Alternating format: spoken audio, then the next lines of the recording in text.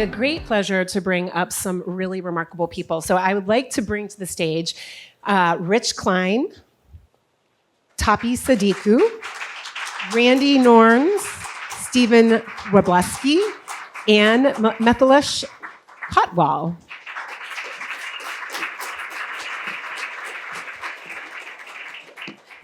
So we are really fortunate. We have some really phenomenal thought leaders joining us to switch the conversation from some of the core skills to some of the technology skills. And this is a topic very near and dear to my heart because of the work that I do every day with my team, and that is hire IT professionals for our clients in contract to hire, and permanent placement roles.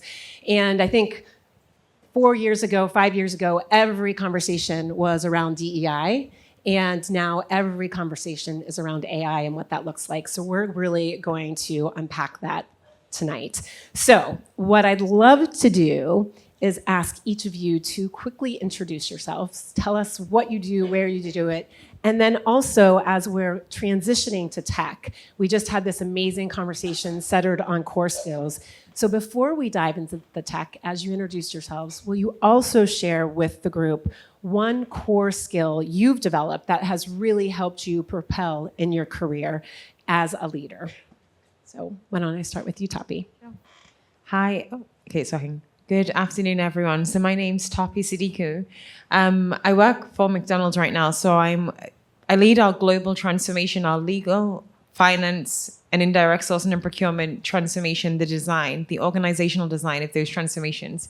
So it's quite cool. It's like global McDonald's. Never in my life did I ever think, I think I had my 3rd birthday at McDonald's, and did I ever think back in those days that I would be able to lead global transformation? So that's me, that's what I do. And then in terms of a core skill, I probably think agility, like mental agility and actually like physical agility and endurance.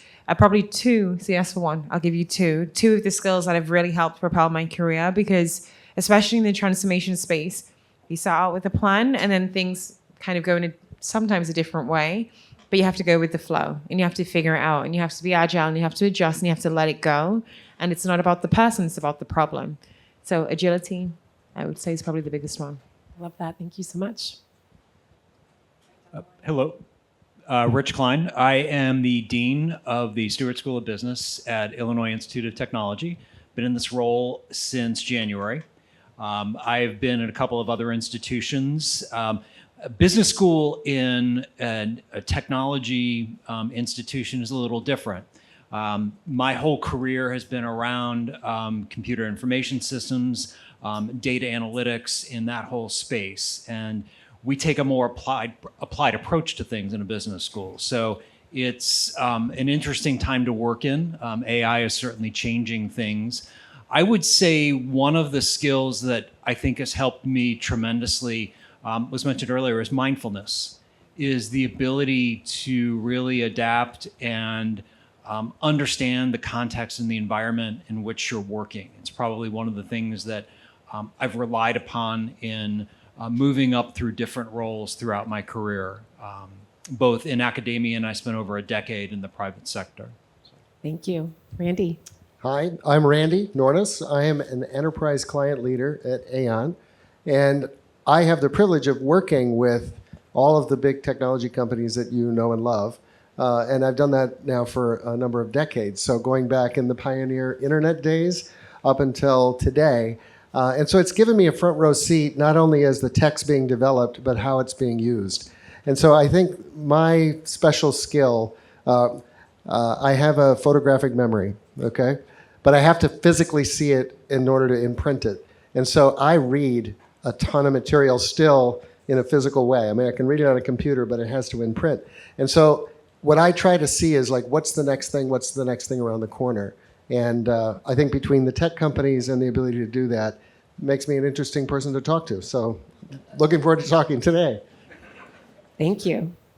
Hello, I'm Wroblewski. I'm a Gemini. I like long walks in the park. I am I buy 2 young kids, 2 boys, 6 and 3, and 3 cats. So my house is a mess. So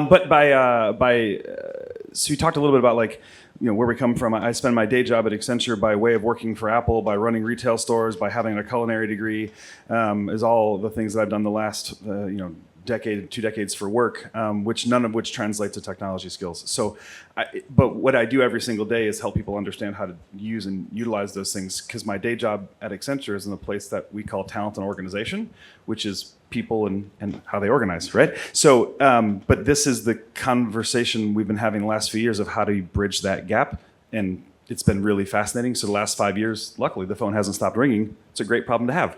And I think the skill for me that I've learned and leaned into in that time is the ability to learn just in my own trajectory, and the ability to use that to consistently change.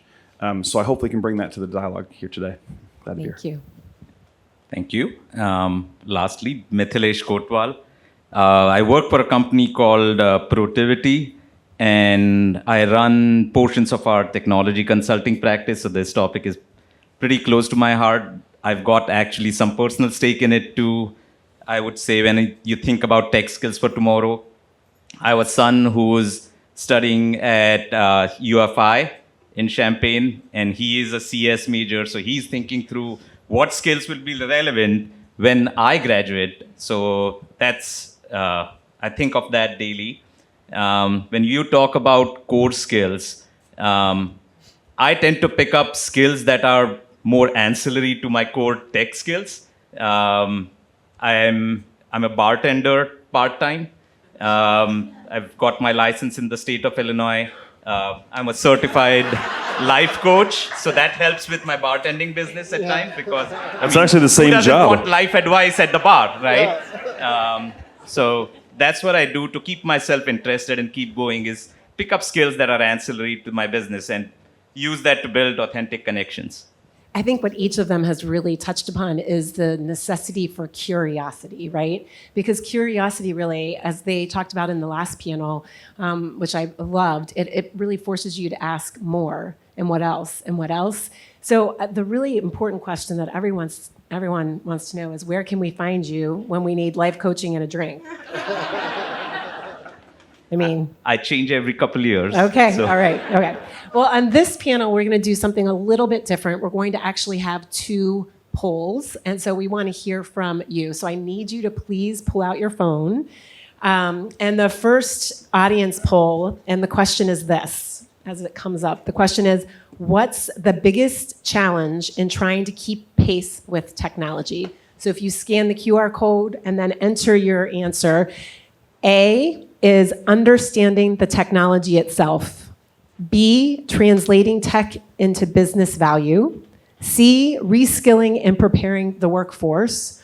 Or D, managing risks, ethics, and trust. So as we watch the results come in, I'd like to look to this group, to our panelists. What would you be? A, B, C, and D. Those are A again. I don't. Is think there like a that's Steve Kornacki for this, who's going to touch the screen and tell us which state voted which way? Like, is this? well, hopefully when they start entering, it will work, right?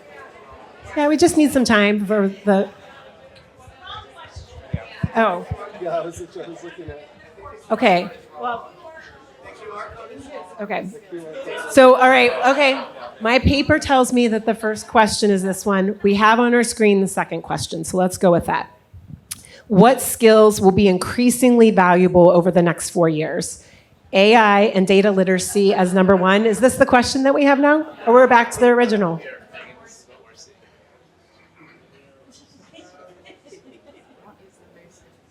It's a tech panel. none of We these deal are with on my tech list. issues too.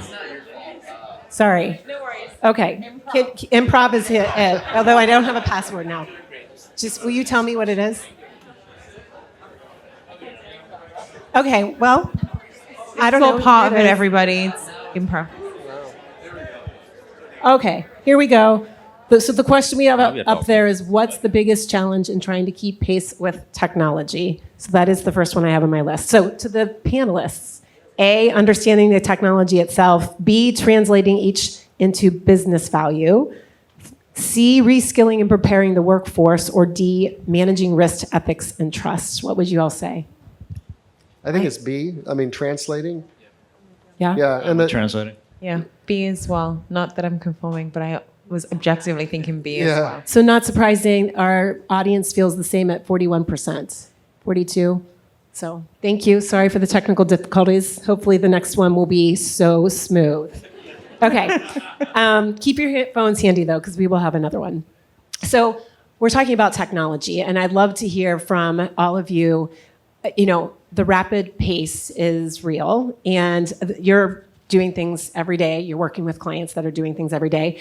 What has been one of the most transformative implementations of technology in your business over the past year? Or if you want to use the crystal ball and tell us what it's going to be for the next year. I can probably go first on this one, actually. I think the maybe, I wouldn't say the last year, but maybe if I can extend my horizon and maybe look at the last 5 years, the adoption of like Teams. Because for me, Microsoft Teams is like the veins of a company, right? Okay, whether you use Teams, maybe some people use, Facebook Workplace or Slack or whatever, but this like Zoom, well, what I'm trying to get to is like a tool that you can a platform that you can communicate on. Because it's like the veins of your company, and like the information is like the blood, and this ability to let like blood information, sounds quite gross, I say information, move throughout the company has probably been one of the most transformative things. Because previously it was like email, maybe text, maybe it was a phone call, but to have this archive, this memory, like this corporate brain that exists and it's like geographically dispersed, I think that has been probably one of the most transformative technological adoptions. And then that enables us to like overlay AI, like Copilot or whatever kind of platform you use, when you can kind of drag some sentiment from the data. So probably the adoption of a corporate platform tool, a communication tool.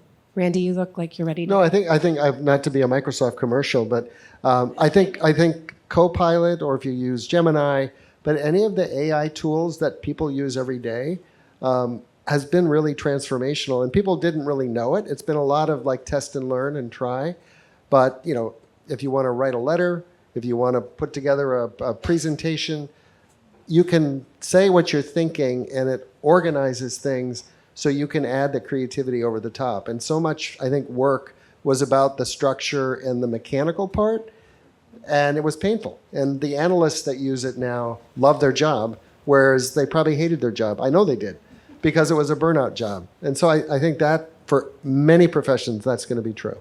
Yeah, and I think for me, this is a late 2024 in through 2025 problem, which has actually been the blow up of the LMS, right? The learning management system being basically nuked from the inside out, right? Because the idea of going away and learning and stepping out of the flow of what you're doing or where you were at, right, is no longer applicable. We hear the terminology about learn in the flow of work or get as close as you can to the end of the value chain. But really what that allows for is the utilization, lean of intelligence for things to be around me and happen and come to me. And I joke about this, right? Because it like Clippy had it right 23 years ago, right? But like, I see you're trying to write a letter. But like, it's more than that, right? You guys see? Dated myself a little bit. Like, the idea there is like, what I want is something that can come to me where I can learn in the way of doing and being part of it. And I usually have a prop for this answer, but like, there's a magazine I bought at Target about 3 weeks ago, and it's a magazine that says putting AI to work for you. And it couldn't miss the mark more, because it's a magazine that tells me how to use AI. It's basically 17 modes of differentiation between the thing. What I need is to use the thing in the mode of doing the thing, because this is such a fundamentally differentiated technology that if I go away and read the pointed PDF that the corporate office sends to me again, like, I'm not going to get it, right?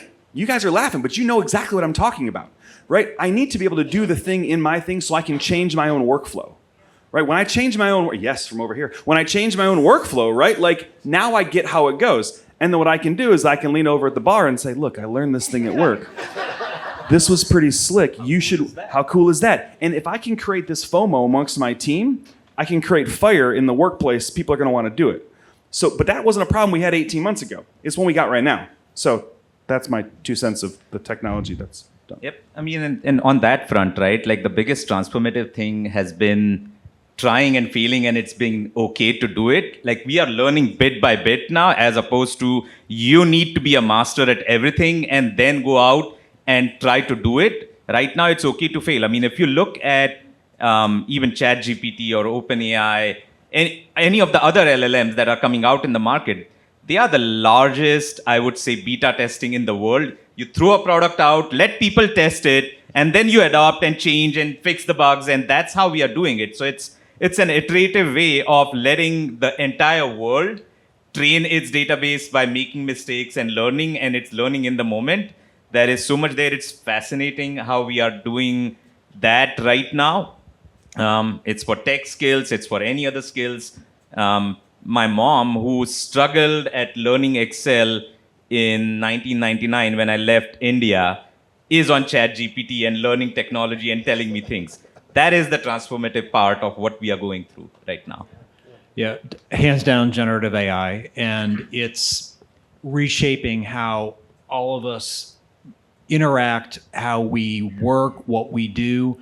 There are ways that your teams are using it that you don't even know about. Some of them are afraid to tell you that they're using it this way. I mean, I'm dealing with students, and students are afraid to tell me what they're doing with it, but I think that has been the hands down, and the more we can embrace it, and I realize I'm in higher education, I'm saying embrace this, I'm probably one of the few people out there, but I want the students to be using it, I want my faculty to be using it, I want staff. We're being asked to do more with less, and this is giving us the ability to do more personally. I think there's a couple of interesting things to pull out there. First, I feel like from a hiring perspective, it is the lowest barrier to entrance right now because everyone's learning it as we go, right? And so that really creates a great opportunity. I want to challenge one thing and say something else. The saying is, I don't think we are going to do people a service if we don't empower them to embrace AI, because someone else is going to do it, and then they're the one that's going to be out of the job because they haven't embraced it, right? So I think we really need to be mindful of that. What I want to challenge, though, is everyone learns differently. And Randy, you said for you need to read, right? You, Tope, you are the queen of podcasts. You consume, I mean, how many podcasts a week do you consume? 15, 20? I don't know about, maybe daily. I maybe listen to like 4 to 5 hours. I love 4 to 5 hours she listens. So 'Cause I wake up at for 3 you, a.m. right? Yeah. That's how you consume. For you need to read. So as we think about our workforce and getting them up to speed on AI and equipping them with the right tools to use it effectively and ethically, how do we make certain that our LMS or our programs cover everyone so that we're giving them an equal platform to learn appropriately? Off script. I love the off-script question. Just as a real quick answer, right? In plugging all the things we just said, right? If you learn by podcast, if you learn by having to have visualization in front of you, learn by words or reading, right? The advantage is if I have the core content there, I can use the technology to transplant the content in a moment's notice. If I needed it in English or Portuguese, like I don't care. Like I was sitting over here responding to an email, and someone said, "Hey, can you just send me this in PowerPoint so I can flip it to Portuguese real fast?" And I was like, "Oh, you have someone on the team that can do that?" They're like, "No, dummy. Like we can put it in the machine." And I didn't. For a second, I forgot. But like I would use the tech to enable the tech, right? And to me, it's actually becoming a standpoint where you say like, this is where I'm going to tap into my learning mindset for a second. It's like, now nothing is off the table. I'm actually looking for where I can't use the technology to enable what I'm doing. And I'm trying to find the situation. I loved whoever talked about hanging pictures. Like, never would have thought of that, right? But that's mine. Yeah. I think one of the biggest challenges in organizations is that the instant response is that we need to lock this down, we need to regulate it, we need to put rules around how it's used, who it's used, and so on. And that is probably going to be the most stifling thing when it comes to how do people learn. And everybody, you go ask 5 people, they're all using a different generative AI tool, or they're using a different set. In many cases, people are using multiple. And so I think within organizations, we've got to figure out how do we embrace all of these different technologies and not do it in a manner that is stifling pockets of our organization from learning, growing, and adapting. I mean, it's about empowerment, right? Like you need to empower people to do it. You talk about stopping people from doing it. There's a couple places where I've heard that. Surprisingly, in education, I sit on the board for my school district. I took an interest in it because my son was in the high school, so vested interest. There were several discussions of like, where do we use AI and how do we use it and how do we stop students from doing it? I'm like, whether you like it or not, they are going to use it. So you have to understand that in order for them to innovate, you show them the guardrails and then let them run on it, right? Like you have to show them like where those guardrails are. You also have to show them the brakes of the car so that they know how to go faster, because if I can trust in my brakes, I can actually go at a higher speed. And that's what the empowerment needs to be, that, here are the guardrails, but now go, run, and do things, and you're empowered to do so, empowered to succeed. Go ahead, please. Yeah, I think the idea that you can control any of this is really a complete fantasy, and in a workplace, you're going to have people that are running ahead of you on their own devices, and the same with high schools. I had the same experience with my son in high school, but his high school embraced it, and every single course now integrates sort of how you use it. They identify when they're using it, but they're becoming masters at using AI, at 15, 16 years old. And so they're going to be far ahead of a lot of kids who are being told, don't use it, you can't use it. Yeah. Yeah. I was at a client lunch today with someone from my team, and we were talking about it for the high schoolers. And some schools are embracing, some are not. I know, having a nephew that's a senior in college, he's always talking about it. His field of study is not that, but he wants prospective employers to know and understand where and how he's used it, and that he's curious about it, he's adaptable, all of the words that you've used to describe your core skills, that he's all of those things. I think that's empowering people to be able to do that. It's interesting when you think about innovation, and we talk about this when we look at awards, and we talk about it just in the context of companies and organizations. I think it's important to distinguish between using technology and practicing innovation. And so I would, we're talking up here about how technology can enable innovation, but AI is a technology tool. So it's not the innovation, it's not innovating, it's a tool to help us. So my question to one or two of you who might want to weigh in is, how do you establish processes within your business that, one, prioritizes innovation, and then two, how do you integrate the technology in ways that helps you achieve your innovation goals? Anyone want to talk to that? Well, I have sort of one thing that I learned. I think it shifted how I thought about this. If you think about most innovation over the last 20 or 30 years, we have a process that goes from A to Z, and there's a step, and each step we try to make more efficient, and we use technology to make the steps efficient. When you come to AI, if you think that way, you're not going to get the benefit. And that was like an aha moment for me when I realized that an AI factory has only two pieces. It's got a data set and it's got a desired outcome. And then there's algorithms that are going to run the play. And so the steps no longer matter. You just want to get to that end state. And the difference is that end state should get better and better. So from a manager standpoint, whatever business you're running, that is a wow moment when you're thinking, wow, I have to stop thinking of it like an incremental thing and step back and say, what do I really want to achieve? So to me, it still blows my mind. Mithilesh, you a mentioned, mindset, right? You mentioned on our call you have an innovation lab. Like, how do you apply these principles in the innovation lab? It's changing the mindset. Like Randy said, right? Like you have to think about the process a little bit differently. A lot of our clients come to us and they want to tell us, like, this is our process. Now redo it with AI or automate it with AI. And I look at it as like, no, you have to embed AI, yes, but you have to reimagine the process a little bit, because otherwise, if I just redo your process with AI and the process is not great, I'm just going to help you make bad decisions faster, right? And that's not what I'm here to do. I'm here to get you to the successful outcome, to real outcomes, to real results. And that's why you got to be able to, yes, tell us how you're doing it, but tell us and focus more on the outcomes. And that's what we do in the innovation lab. Like, what's the outcome that you're trying to get to, right? And what do you have at hand? And then that lays the groundwork for what's the foundation that you need to build so that you can run faster, do other things. So, Yeah, I was going to be speaking with an individual who teaches for us part-time, and he's with Gartner. And he's working with in the AI space, and he says, one of the biggest challenges is that somebody wants you to come in and just put the AI to work and have it do something. And it's very much at the process level, and it's at a micro level.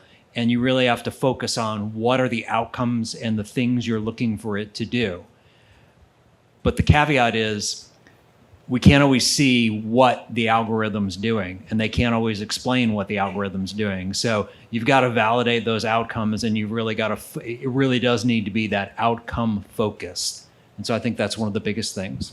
I also think it speaks a little bit to the fact that better than 40% said translating tech into business value, because if you don't have the outcome that you're hoping for, right, you don't know what you're looking for, you can't really build it appropriately. Can I just add, I want to push back a little bit on what you said, because I actually don't think there's a problem in saying like this specific thing is broken and we don't know how to fix it and we need somebody to specifically help fix that problem. What I heard from you was like design thinking as a mindset, like coming with the designer's mindset. So it's like rather than saying we need a new chair, it's like, hey, somebody needs a new way to relax. What does that look like? Like, I really like the design thinking approach because you come with the problem, you do root cause analysis, and you design to solve the problem, not necessarily needing to be so hooked on the solution. But I wanted to challenge what you shared because I was actually having you're from Protivity, right? Yes. I was having a conversation with Tom Anderson at Protivity, and we were talking about, he was telling me about a chatbot that's being used by doctors, and it's like taking medical notes, and actually then it suggests maybe like a prescription or something for the patient. And anyway, as he was describing it, I was thinking, in our finance transformation, like one of the things that we're trying to automate is journal creation, but we recognize that it involves a lot of backwards and forwards, so you can't really like outsource it. So like, what could we do? Wouldn't it? And then Tom had me thinking like, hey, wouldn't it be really cool if something was just listening to that conversation, the backwards and forwards between finance and the client, and then just suggested maybe what a journal would look like. So that's why I'm just saying it's not always a bad idea if you have a specific problem and you're like, we can't fix it because it's very manual, but like it's very hard to share.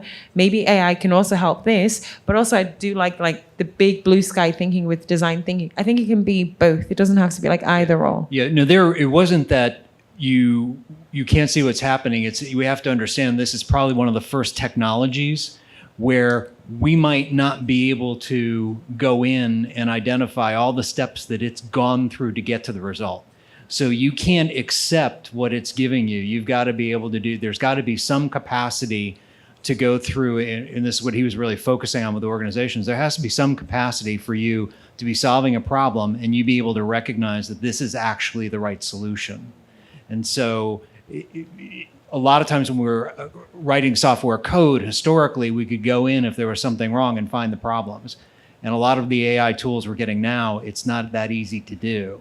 And so very much a focus on the outcomes. Do we need to know the answer to, okay, I won't derail my last point here, and then we can move on. Okay. Do we need to know the answer to like I go to the doctors, my doctor tells me there's some, I don't ask my doctor like specifically why.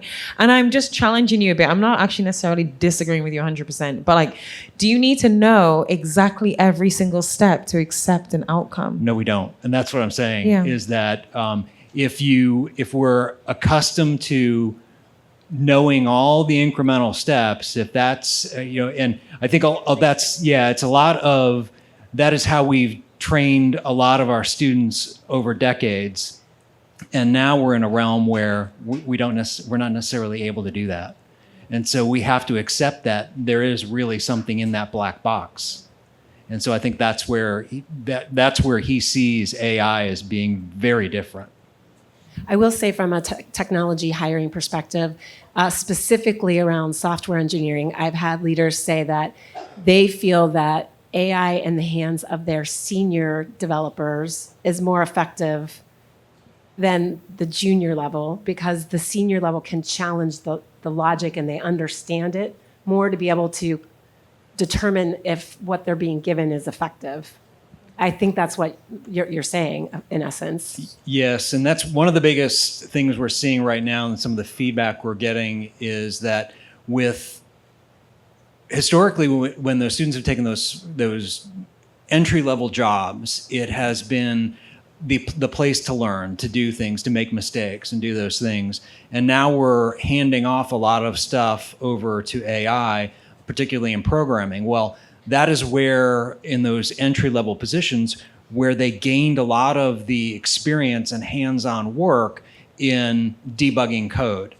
And one of the fears is that we're going to, in 5-6 years, have a whole generation within our organizations of individuals who really lack that capacity to go in and debug code because they're not writing it, they're not doing it. And so that's where it really is more useful, where people are seeing for those senior people.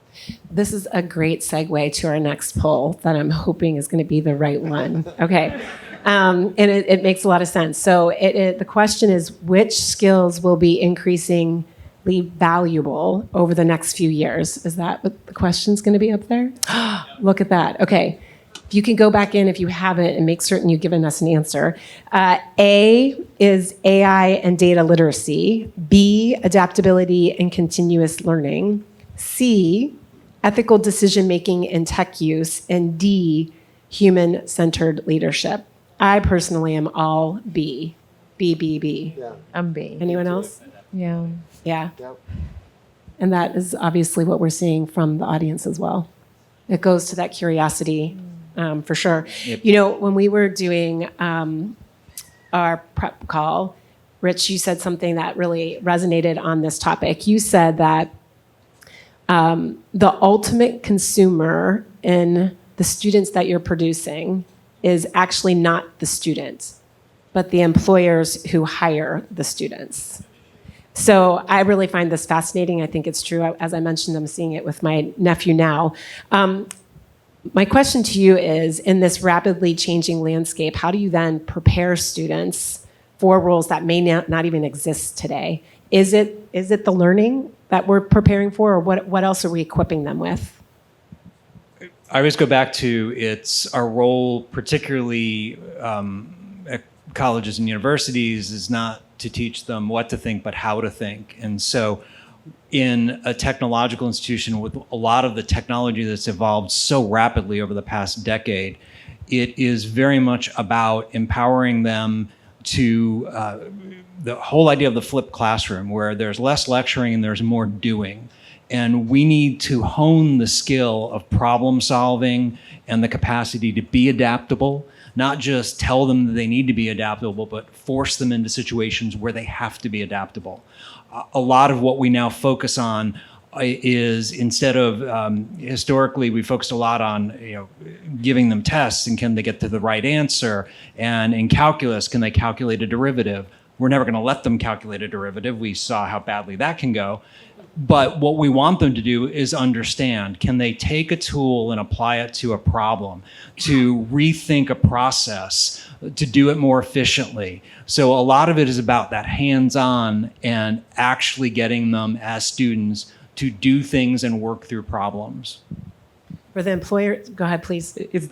I'll make a play on that from an employer perspective, as well as agreeing with you with a personal example. So my son came to me. He was going to his first career fair in college, and he's trying to show me his resume and go and what do I talk to the employers and what do I highlight from these skills, right? Like, I had to give a little bit of a dressing down and then build him back up. Like, he's a freshman. I'm like, you have no skills that are relevant to the employers right now. Let's face it. And the problems that, to your point, that you're going to be expert at haven't been, or the skills haven't been even invented yet. So you focus on how you can quickly learn, how you can be adaptable, what you have focused on, how you moved around on things and how you picked up things and run with it, and the ability to show determination to complete something that you started and how you took it to the end. That's what's going to make you differentiate yourself from the other people who all have a 4.0 GPA, who all have learned a lot of the same things that you learned. How do you differentiate yourself then? So It's not about what they know, it's about what they've done and the experience they've had. And that matters more in higher education today than anything else. Yeah, I think the difference today is the technologies that we're seeing are moving so much faster. So we go from one state where they 3 years ago ChatGPT comes out and becomes commercial. Now you're seeing agentic AI start to appear. Still early days, but that's 3 years, and so you're starting to see whole industries like travel, shopping, all of that with agentic AI completely changes overnight, and so your relationship with customers changes. Loyalty programs change. So all of a sudden, you've just lost the ability to do what you were doing yesterday. And that's actually terrifying. So as a leader, that's very terrifying. And if you're an employee in that environment, it's like, how the heck am I going to keep up? This is crazy. But that's the environment we're in. I was going to add one more, but can I? We've got time. Okay. Yes, and to everything everyone has mentioned. I think another one I would add is the ability to be comfortable being uncomfortable. Like because I have been so many different things and people and just so many different things in my career to date. I've been finance, I've been tech. Now, for whatever reason, I'm in like this kind of like old behavioral psychology space. I've been so many different types of spaces, but I think to be comfortable being uncomfortable in all of these different areas you are in your career, it's like great to do it in your personal life. Like I probably might ask to everybody in the room is like, what is one thing that you're like, I would never do that? Like, no, like absolutely not. And then just try it. Because if there's like no commercial value and you can actually survive it, it gives you like such a confidence boost that you know you can do anything else. Like I hate dancing so much. I did not want to dance at my wedding. And my husband was like, we're going to do our first dance. I'm like, I'm really not doing that. And then I was like, you know what? I'm going to do a tango lesson. Like tango is not even like anything in my background whatsoever.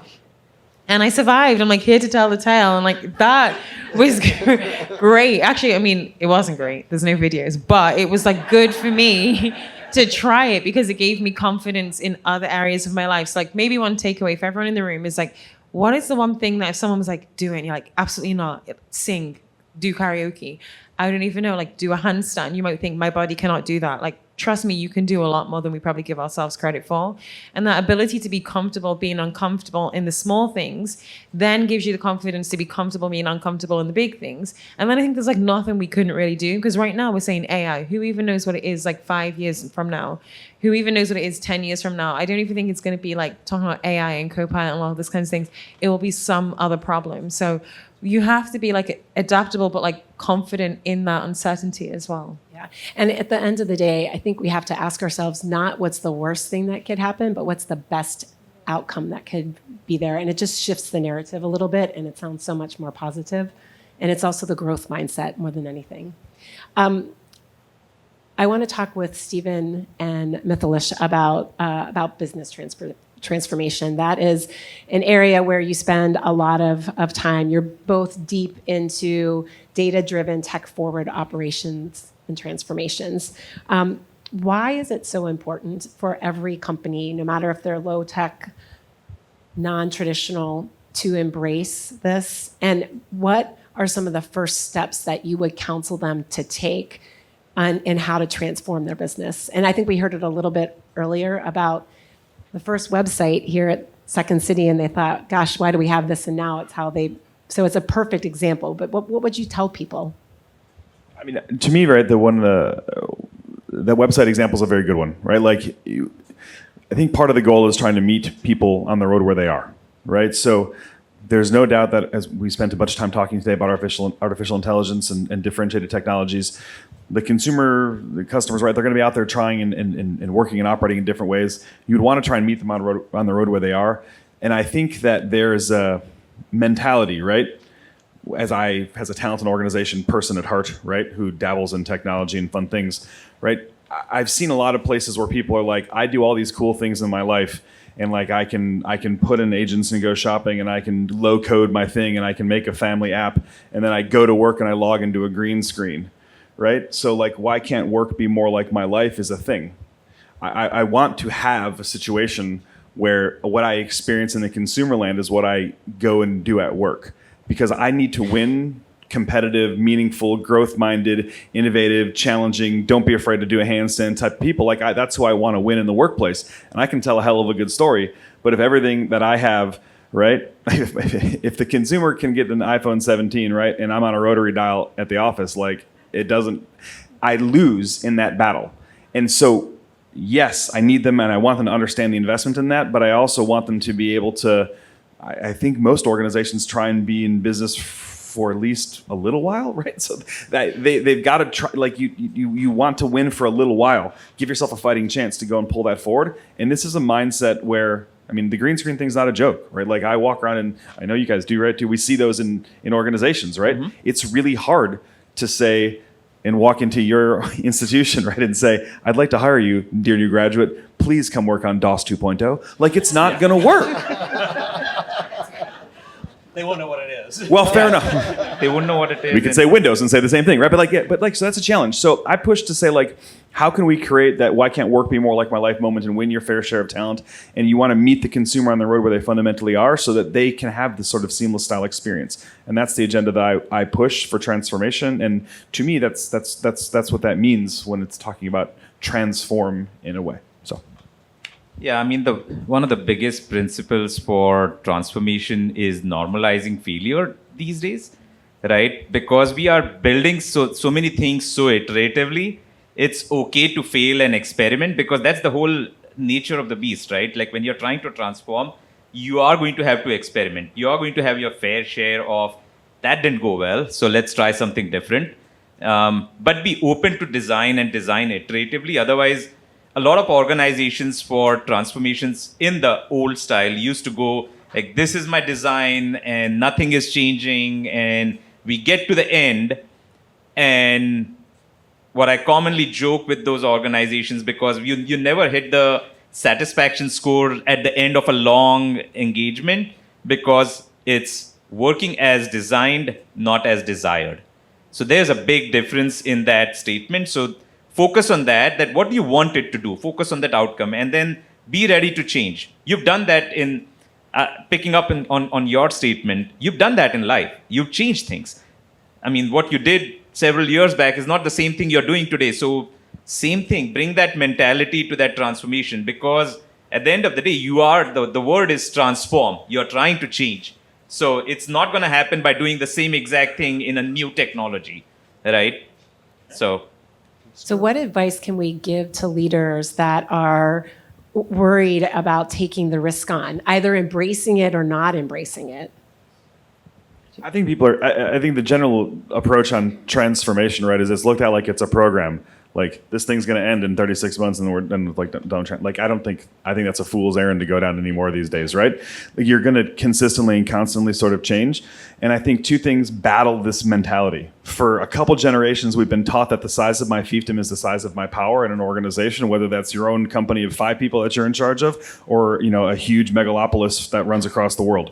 And it's not really the size of your fiefdom or the size of the team that's there. It's the size of the impact that you can create around you. Like, I work for Accenture. We have 793,000 people that work across the globe, fairly sizable. It's like a country, right? So, but like the biggest threat to that, not biggest, but one of the bigger threats, right, is the idea of a consulting firm of one. Like, do I need 500,000 people anymore? I don't know, maybe. But like, there's a world right now where I can be like, I need 3 PhDs tomorrow. I can turn them on, right? And then tomorrow when I don't need them, I can turn them off, right? Like this idea of like, thinking transformation is done is crazy and not worrying about your outcomes and trying to keep a domain is like the wrong mindset. We got to shake that. And I think that works for small businesses. I think it works for entrepreneurship. It works for big businesses. Like, focus on what you can craft and create, and it's about the outcome, which goes back to like you looking at the end-to-end picture. That's really the thing. And then aside, I think transformation is a dirty word, like digital, right? Like, it means nothing, it means everything at the same time. So like, we have to move beyond that as well. Like, it's gonna constantly evolve. So What's the alternative word? To what's that? What's the alternative to transformation? I mean, I think the alternative transformation is like, you need to run. Like, this is the new run. Like, this is just how we're going to operate. Great question, right? And to me, like, I think about having a 6-year-old and a 3-year-old really is, again, tragic, but also at the same period of time, like, it's transformational. It's transformation. Like, watching them learn everything they've ever learned before is a fascinating metaphor I use with my clients all the time, right? Because they don't know literally anything. My 6-year-old tells me he knows everything, but he doesn't. But watching them learn and realizing that if I took that mentality and forgot the past sometimes, like, they don't have a past in these things, and forgot it and just thought about new and accepted what was in front of me, I've seen them come up with some of the most creative solutions on the face of the planet. They're unencumbered. So like, I need to run that way. Like, that's the new way. It's go and do and run. And I don't know a better word for transformation than that. I just have to accept that. And then if I do that, like, man, like, all these things are possible to try and do. And personally, I feel a tension release out of it, right? Because I'm not trying to hit that 36-month timeline, and I know what you guys like. I'm not trying to hit these huge milestones. You just saying like, we're going to always reinvent. We're going to always do something new. We're just going to accept this run. Go. But it also And kind of pivot. brings up full circle, sorry, to what we heard like during the opening, that it's play. And there's something like when you're kids, you play and you are unencumbered by having like someone tell you no or correct you. You just are playing and building and knocking it down and starting over again. So I think it's incumbent on us as leaders to make our area safe for play so that you can try things and iteratively learn from those things, right? That's And I think it's interesting, like on the tech skills, and we've talked about it for like 2 seconds, but like, because it's all connected, right? Because on the technology front of things, like a live example is, I think we used to spend a lot of time like mastering a language or mastering the ones and zeros or what the coding was for SAP or whatever, right? But like now I don't need that. I need the malleability of how that stuff works. Like that's what I need. I need to know how it works. And like when I watch my kid, like he wants to know why some cars float and some cars sink in the sink, right? Like, and that's a whole different way to think about it, right? Like that's the knowledge that I want to bring forward and push into folks. And I think that's how you make for successful transformation. It's not encumbered by that sort of like. It's not. You've taken away the fear of failure there, right? Like it's okay, try it. Like, and you need to have your teams open to coming up to you. You need to create that environment, culture, so that they come up to you and try for ideas, and then just say, go do it and go run with it, and let's try it, and I'll support you. Yeah, technology is fun. I mean, that should be the bottom line, right? Yeah. So we had we announced we're a sponsor for Ferrari, and the day it came out, people took ChatGPT, pasted in pictures of some of the executives, and then a picture of a Ferrari, and we had executives driving Ferraris like within minutes. And so it was the kind of thing where like, not a business use, but it was a way to play, and it was a way for people to have fun and then share. And so it's just now become part of the natural way we do things. It's not surprising we use gamification to help people learn things, right? There's something to that. Tope, what else would you add? Because this is really a lot at the intersection of everything that you do, right? So when you think about closing the gaps between human intuition and digital currency and what we've talked about here, what else would you add from your I lens? think everyone summed it up quite well. I like this concept of play. Like my prayer for myself is that I always remain soft and never hard. And I want to die on the incline, and I don't want to die on the decline. And I always want to play. So I think you guys, I was like, okay. I actually really agree with everything people have said. Remain soft, play. And then I know this sounds quite like morbid, but hopefully to die on that incline, knowing that there was more, and you never really feel like an expert. I think the worst thing anyone could ever say to me is that, oh, she's an expert. She's a subject matter expert. I've never wanted to be an expert. Some people like to know a lot of things. I like to know a lot of people who know a lot of things. It's like not my goal to be the one who knows a lot of things. So I never want to be the smartest person. I never in the want to room. be, no. Yeah, we talk about that a lot. There used to be this performance management thing about like, what are you going to be famous for? Right? And I like would be horrified at it because like the thing I want to be famous for is being like doing a bunch of cool stuff, right? Not the same thing over and over and over again. Like it's like my worst possible nightmare. Again, culinary degree, ran retail stores, work in consulting. Like, I mean, like what a great statement to end. I mean, that's brilliant. Good. Yeah. Well, Paul has given me the 5-minute notice, and I think we are well past that. Thank you to this great group for your insights. We really appreciate it.